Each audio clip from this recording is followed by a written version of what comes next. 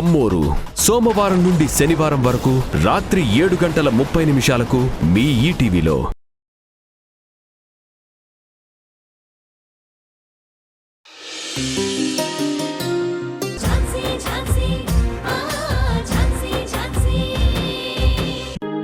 ఆ ఇంటికి ఆపదొస్తే నా ప్రాణాలు అడ్డు పెట్టైనా కాపాడాలి.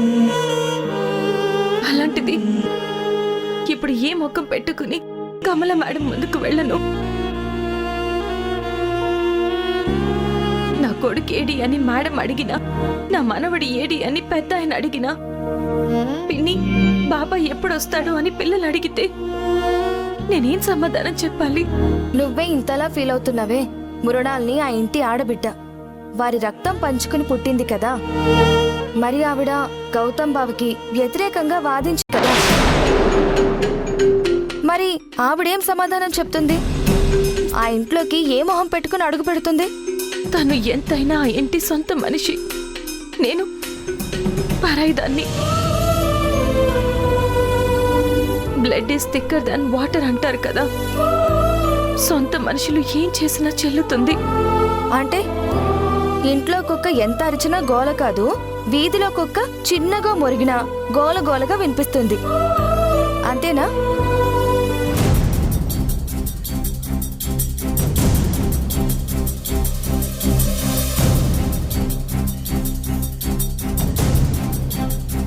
నాకు ఒక విషయం అర్థం కావట్లేదు. దేని గురించక్క? సరే, డబ్బు కోసం వీరయ్య కక్కుర్తి పడ్డాడు అనుకుందాం, కానీ గౌతమ్ గారి ఫోటో ఎలా వచ్చింది? నేను గౌతమ్ గారు అక్కడున్నావని ఎలా తెలిసింది? Something is fishy. సో ఈ కేసు గెలవాల్సింది కోర్టులోనే కాదు, బయట కూడా. ఇక నుంచైనా మనం చాలా జాగ్రత్తగా ఉండాలి. అక్క,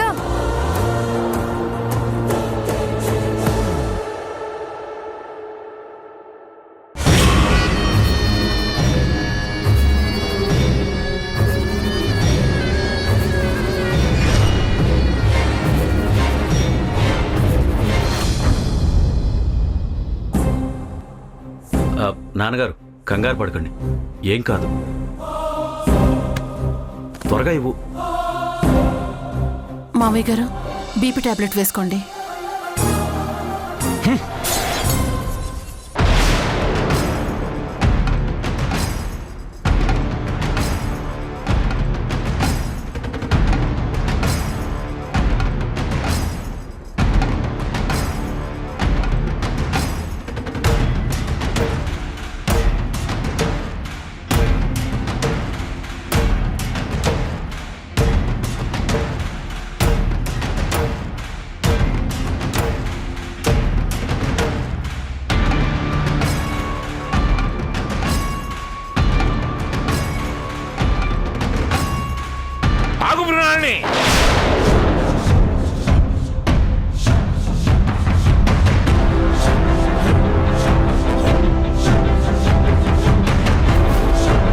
నీకు అసలు బుద్ధుందా? ఏం చేశావని నీకు ఏమైనా అర్థమవుతుందా? ఏంటి అసలు నువ్వు చేసిన పనేంటి? అసలు మతున్నై పని చేశావా? ఆ మాత్రం ఇంగిత జ్ఞానం కూడా లేదా? ఏమైంది డాడ్? ఇప్పుడంత జ్ఞానం లేని పని నేనేం చేశాను? ఏం చేశావా? ఏం చేశావో నీకు తెలియదా? అసలు ఎవరు నిన్ను గౌతమ్కి వ్యతిరేకంగా వాదించమని చెప్పింది? సారీ డాడ్, చిన్న కరెక్షన్. నేను గౌతమ్కి వ్యతిరేకంగా వాదించలేదు, నా క్లయింట్స్కి అనుకూలంగా వాదించాను.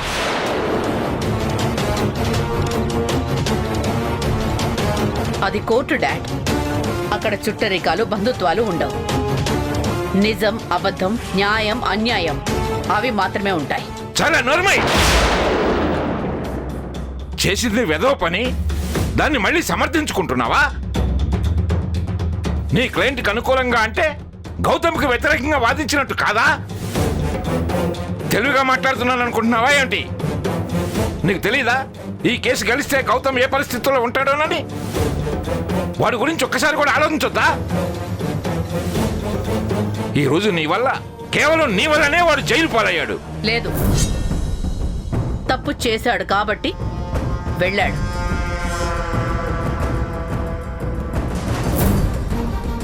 నువ్వు చూసావా వాడు తప్పు చేయడాన్ని? నువ్వు చూసావా చెప్పు. అక్కడ ఎవిడెన్స్లు వాడికి విరుద్ధంగానే ఉన్నాయి. అవి ఎక్కడి నుంచి వచ్చాయో ఏమిటో.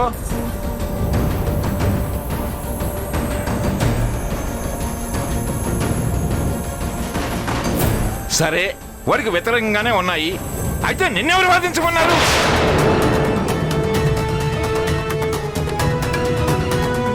ఎవరు ఇలా చేయమన్నారు? అసలు నేను చేసిన తప్పేంటి డాడ్? నా డ్యూటీ నేను చేశాను, అది నా ప్రొఫెషన్.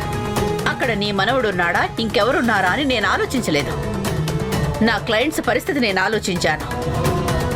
ఒక పక్క లాకప్ డెత్ జరిగింది. అయినా నీ మనవడు తప్పు చేస్తే నన్ను అంటున్నారేంటి డాడ్? ఇదే నీతో వచ్చిన సమస్య. నీ మనవడు ఏంటి? నీ మనవడు వాడు నీకు మేనలుడు కాదా?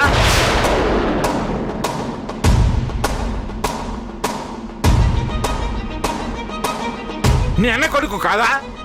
నీకు వాడికి సంబంధం లేదా? లేక బంధాలు మర్చిపోయావా?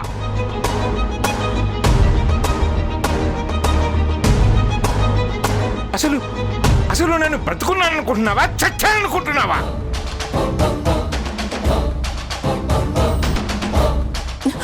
అయ్యో, లేక బతుకుండగానే ఎవరి దారి వాళ్ళు చూసుకుని సంబంధాలు తెగజంపు చేసుకుందాం అనుకుంటున్నారా?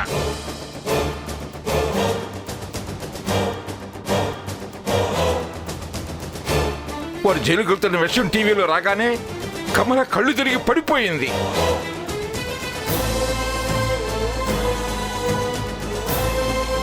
నువ్వు కూడా ఒక తల్లివే కదా? రూమ్లోకి వెళ్ళి చూడు, ఆ కన్న తల్లి పడే బాధ.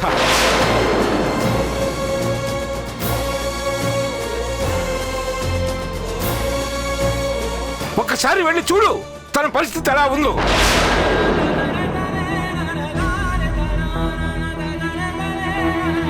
నీకు వదనవుతుంది కదా, తన బాధ ఆ మాత్రం అర్థం చేసుకోలేవా?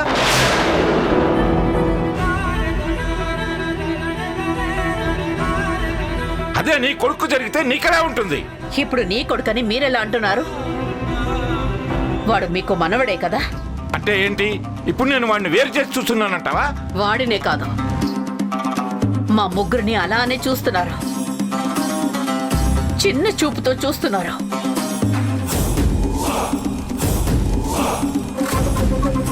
అలా ఎందుకు చూస్తారు మృణాలిని? మామయ్య ఎప్పుడు అందరినీ ఒకేలా చూస్తారు. లేదు, ఆయన దృష్టిలో మేము ఎప్పుడూ పరాయి వాళ్ళమే. ఇప్పుడు ఇంతగా రియాక్ట్ అవుతున్న ఆయన ఆ రోజు గౌతమ్ నా భర్తను అరెస్ట్ చేసి తీసుకెళ్లేటప్పుడు ఎందుకు రియాక్ట్ అవ్వలేదు? ఎంక్వైరీ కోసం గౌతమ్ నన్ను స్టేషన్ కి పిలిపించినప్పుడు ఎందుకు రియాక్ట్ అవ్వలేదు? ఏంటి, చేసిన తప్పుని కప్పిపుచ్చుకోవడానికి ఇప్పుడు నా మీదనే నిందేస్తున్నావా? నిజం చెప్పు, గౌతమ్ వరప్రసాద్ని అరెస్ట్ చేసి తీసుకువెళ్ళేటప్పుడు నేను వాడి మీద కోప్పడలేదా? ఏదో మాట వరుసకి కోప్పడ్డారు. అంటే ఇప్పుడు అవన్నీ మనసులో పెట్టుకొని ఈ కుటుంబం మీద పగబట్టావా? ఈ కుటుంబం పరువు బజారు పాలు చేయాలని చూస్తున్నావా? నేను కాదు డాడ్, గౌతమ్ మీద లాకప్ డెత్ కేసు వచ్చినప్పుడే ఈ కుటుంబం పరువు పోయింది. ఇంత కర్కశంగా మాట్లాడుతుందో నువ్వేనా? ఏ దయ్యం పట్టిందో నీకు?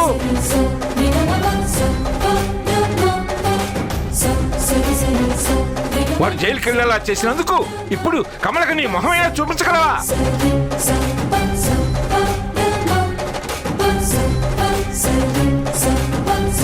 అసలు నీకు కొంచెమైనా సిగ్గుగా తల తీసేసినట్లుగా అనిపించడం లేదా? మొహం చూపించలేనంత తప్పు నేనేం చేయలేదు డాడ్. నువ్వు చేసిన తప్పుని సమర్థించుకోక మృణాలిని. నీకది ప్రొఫెషన్ అనుకుంటే నిజంగానే గౌతమ్ తప్పు చేశాడా లేదా, నిజానిజాలు ఏంటి అని వాడి తరపున వాదించాలి.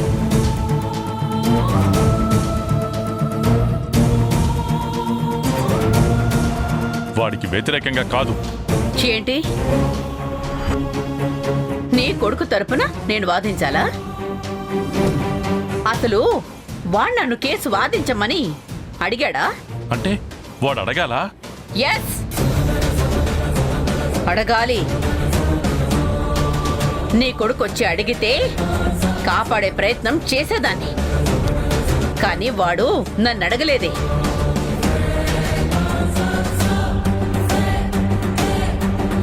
అరే, మా అత్తయ్య ఉందే, తను ఒక లాయరే కదా, తనని అడిగితే మన కేసు వాదిస్తుంది అని అనుకున్నాడా? లేదే. కనీసం నా దగ్గరకొచ్చి సలహాలైనా అడిగాడా? లేదే. హ, అసలు వాడు నన్ను ఒక లాయర్ గానే గుర్తించట్లేదు, ఇంకా ఎలా అడుగుతాడు? వాడు మాత్రం వాడిష్టారాజ్యంగా కేసు వకాల్తానామా ఆ ఝాన్సీకి సైన్ చేసి ఇవ్వచ్చు, కానీ నేను మాత్రం వేరొకరి కేసు వాదించకూడదు. ఇదెక్కడ న్యాయం డాడ్?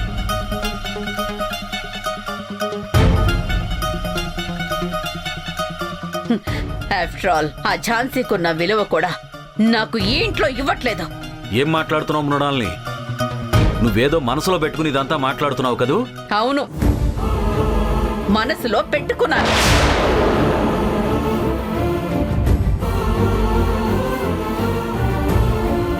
ఇలరిక ఉంటున్నందుకు మా ఆయనంటే చులకన.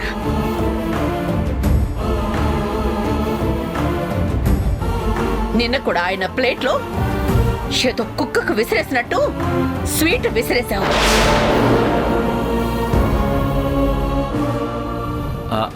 అదేదో సరదాగా విసిరాను. అవునా?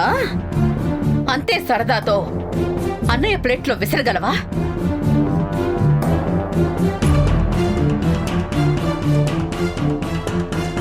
డాడీ ప్లేట్లో విసరగలవా?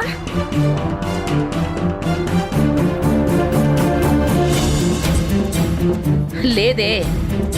హ? మా ఆయనంటే నీకు చులకన.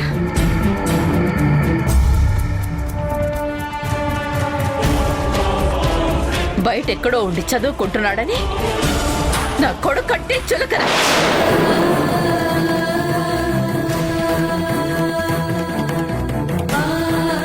మీరు అత్తారింటికి వెళ్ళమంటున్నా ఇక్కడే ఉంటున్నానని నేనంటే చులకన.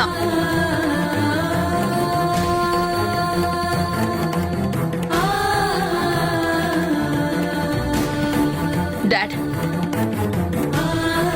నన్ను ఎంత అరచినా ఎంత కోప్పడినా నేనెందుకు ఇక్కడే ఉంటున్నానో తెలుసా? మీ దగ్గర మంచి పేరు తెచ్చుకోవాలని, మీతో శభాషణ అనిపించుకోవాలని.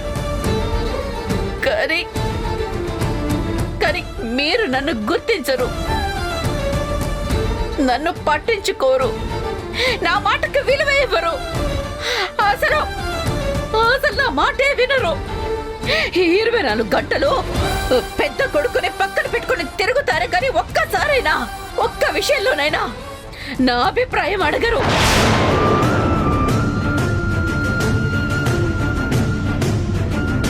నేనంటే అంత లోకువ.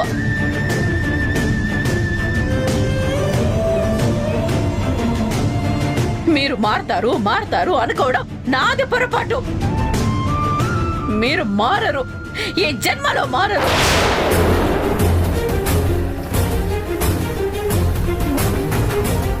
మీ బుద్ధి మారదు, మీ సంకుచిత స్వభావము మారదు.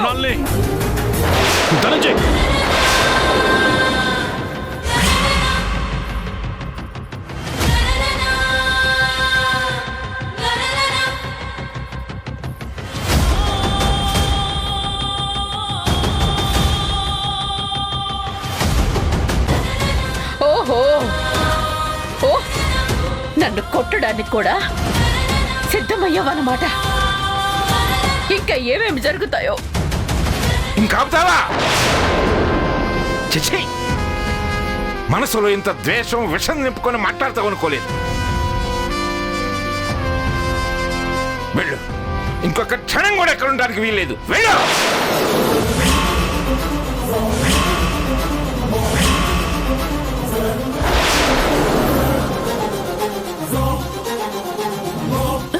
నాన్న,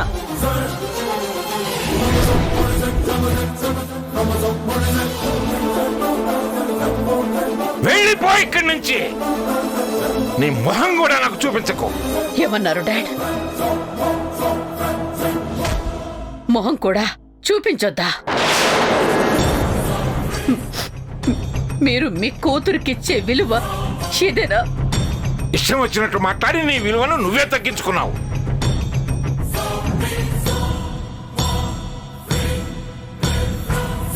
నేను ఆడవాళ్ళు వంటగదికి మాత్రమే పరిమితం అంటాను, కానీ నువ్వు అందుకు కూడా పనికిరావు.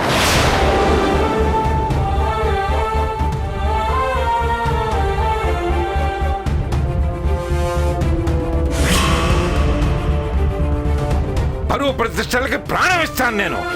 అలాంటిది ఈ ఇంటి మనిషిని జైలుకి వెళ్ళేలా చేసి ఈ ఇంటి పరువును రోడ్డుకి ఇచ్చాను నువ్వు. ఈ ఇంట్లో ఒక్క క్షణం కూడా ఉండడానికి వీల్లేదు. మీరంతా మాట అన్న తరువాత కూడా ఇంకా నేను ఇంట్లో ఉండలేను డాడ్.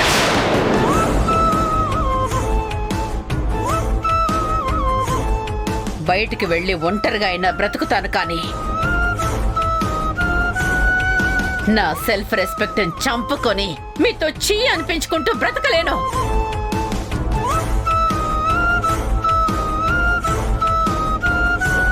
నేను మీకు అవసరం లేనప్పుడు మీరు నాకు అవసరం లేదు.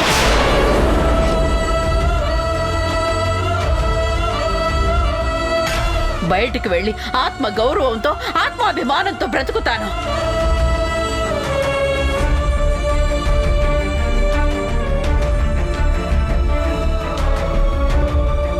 వెళ్తాను డాడ్, వెళ్తాను. మృణాల్ని మృణాల్ని మృణాల్ని మృణాల్ని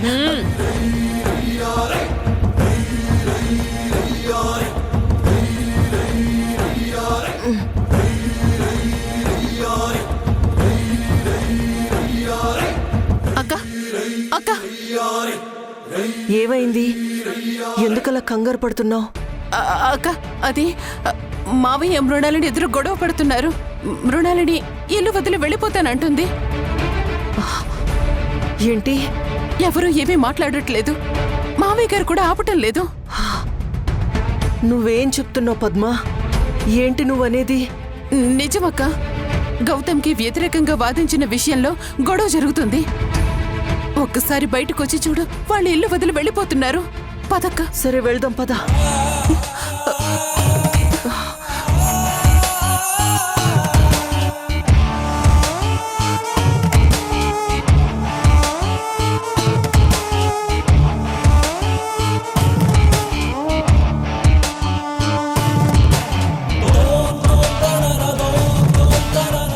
మృణాల్ని చెప్పేది విను. మృణాల్ని ఆగు, మృణాల్ని.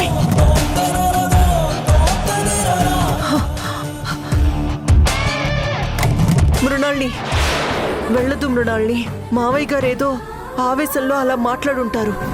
అంతేకాని చూడు, నిన్ను బాధ పెట్టాలని కాదు మృణాల్ని. పద వెనక్కి నీ రూమ్కెళ్ళు. చూడు, ఆడపిల్ల ఇలా దీపాలు పెట్టే సమయంలో గడప దాటకూడదు. ఇంటికి మంచిది కాదు.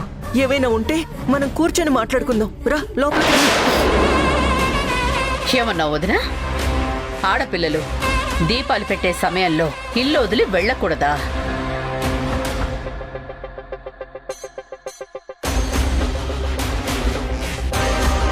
అంటే ఈ సమయంలో నేను వదిలి వెళ్ళిపోతే మీకేదో అవుతుందని, మీ కుటుంబానికేదో అరిష్టం జరుగుతుందని, మీ ఇంట్లో ఉన్న లక్ష్మి మొత్తం వెళ్ళిపోతుందని భయంతో పిలుస్తున్నావు. ఆహా,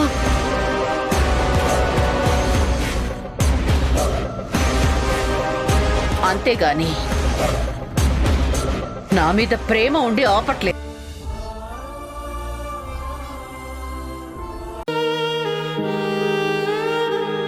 చాలు వదిన, చాలు.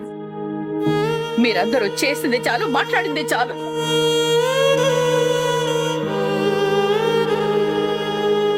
అయ్యో అది కాదు. నేనేదో మాట వరుసకి ఈ సమయంలో అలా వెళ్ళకూడదన్నానంతే. మాకేదో అవుతుందని కాదు. నువ్వు తప్పుగా అర్థం చేసుకుంటున్నావు అమ్మా. లేదు, ఇప్పుడే కరెక్ట్గా అర్థం చేసుకుంటున్నాను. మీ అందరి గురించి ఇప్పుడే అర్థం అవుతుంది నాకు. అయ్యో, నువ్వు అవన్నీ పట్టించుకోవద్దు. ముందు లోపలికి వెళ్దాం రా అమ్మా. మావయ్య గారితో నేను మాట్లాడతాను. ఆయన ఏదో కోపంలో అన్నారే కానీ నీ మీద ఆయనకి ప్రేమ లేకేం కాదు. ఏమండి, మీరైనా చెప్పండి. తనేం మాట్లాడతాడు? నేనెప్పుడు చూడలేదు.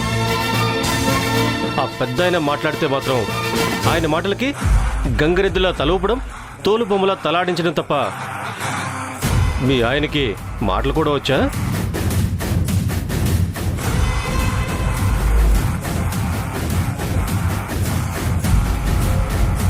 మృణాల్ని, మీ అన్న మాట్లాడడం నేను అసలు విననే లేదు. ఎప్పుడు తండ్రి చాటు బిడ్డలాగా, పెళ్ళం చాటు మొగుడులాగా కొంగు పట్టుకొని తిరుగుతాడు. వరప్రసాద్, ఏం కూసావరా? అయ్యో, హోల్డ్ యువర్ టంగ్. ఏయ్ ధనా, నా భర్తను కొట్టడానికి ఎంత ధైర్యం నీకు? మృణాల్ని!